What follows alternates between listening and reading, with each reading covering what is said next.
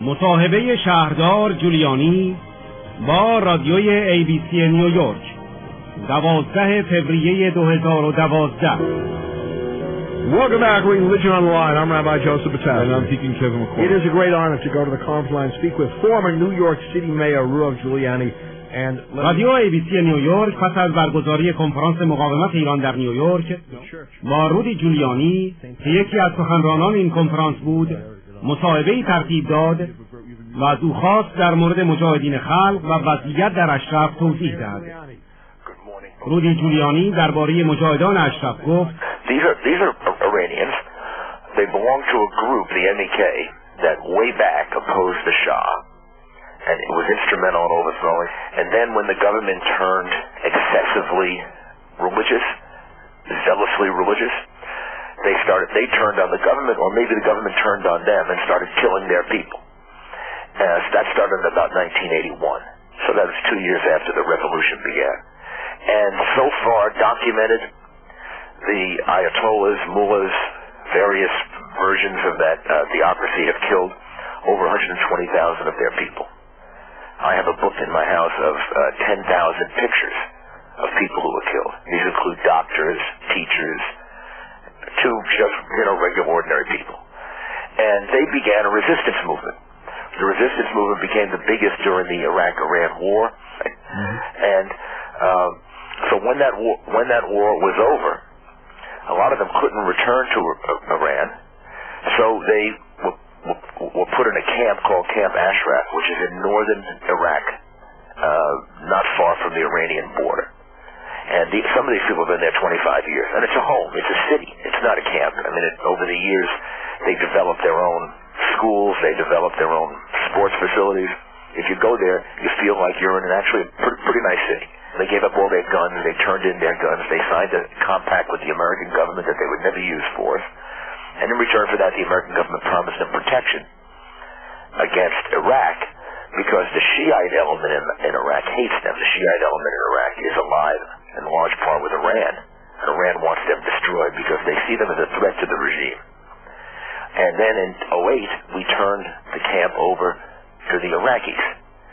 Since 2008, there have been 2 raids on the camp conducted by Maliki. All told, he's killed 47 people, injured 1,000. Just slaughtered them. No reason for the raids. None. Except Maliki's wanting to ingratiate himself with the Iranian government. Now they're going to move them from Camp Ashraf to a place much closer to the airport in Baghdad. And there's no reason for the move, because they qualify for refugee status. The UN has a system set up for qualifying them for refugee status. They've all filled out their applications. They're all going to head to other countries. So they're moving them into a new camp, except the new camp is 100 times smaller than the old one.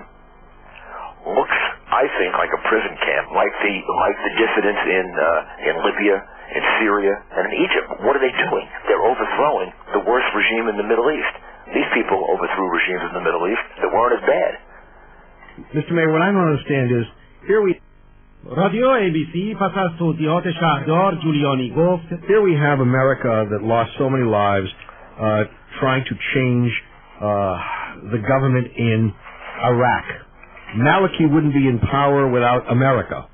And yet, here he is putting Ashraf not only in danger, he's helping to liquidate the members of Ashraf, and is just completely deaf to the concerns of America. Yesterday's program at the Waldorf was started by Patrick Kennedy. It included Howard Dean and Patrick Kennedy. Certainly, liberal Democrats, right? Mm-hmm. It also included former Speaker of the House Denny Hassett, a conservative Republican. It included Michael Mukasey, a distinguished judge and former Attorney General under President Bush. It included Louis Freeh, the FBI director under Bill Clinton. It included me, who has a long history in law enforcement, going back much longer than politics. A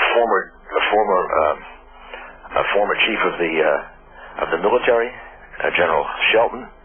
The guy who was the commander of this base, Camp Ashraf. Here's what every single one of them said. All of them have studied this group. This group's not a terrorist group. Louis Freeh who was there at the time that they were designated a terrorist group, says it was only done for political purposes. It was done because the Clinton administration thought they had a breakthrough with Iran. There was a more moderate government. Rafsanjani took over in Iran, and they were kind of sucking up to Iran. They were trying to figure out if Iran hates this group, which gives me great confidence that maybe this group could have a lot of success inside Iran, undercutting them, because they are obsessive about getting people to list them as terrorists. Now, Europe has delisted them. The European Union had a formal proceeding, said no longer a terrorist group. They're pledged to democracy. They're pledged to secular government. A woman is the president-elect of the organization. They're pledged to women's rights. So the European Union takes them off the list. United Kingdom, they go to court, have a trial in the United Kingdom, taken off the list. They go to court in the United States. It goes to Hillary Clinton. She hasn't made a decision. The court ordered her 2 years ago to decide, and suggested that the court's going to come out the same way in the United States that they have in the UK, the European Union, that it's not a terrorist group. But Hillary Clinton is sitting on the decision. The administration will not delist them. And we think the reason for that is that President Obama still labors under the illusion that he can talk to the Ayatollah. رادیو ABC از شهردار جولیانی پرسید: سوال این است که به عنوان یک آمریکایی ما چه کار میتوانیم انجام دهیم که در این وضعیت کمک کنیم؟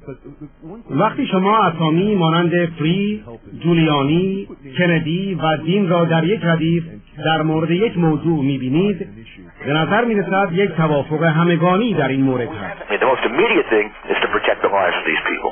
47 of them have already been killed. And, some of the speakers yesterday, and I'm not an expert about what goes on inside Iran, but some of the generals and some of the intelligence people from Republican and Democratic administration accused Maliki of being a mass murderer. But the main thing is those people have to be protected, and they should be kept at Camp Ashraf so that this move doesn't create an opportunity to do what we think the government wants to do, which is to kill some more of them.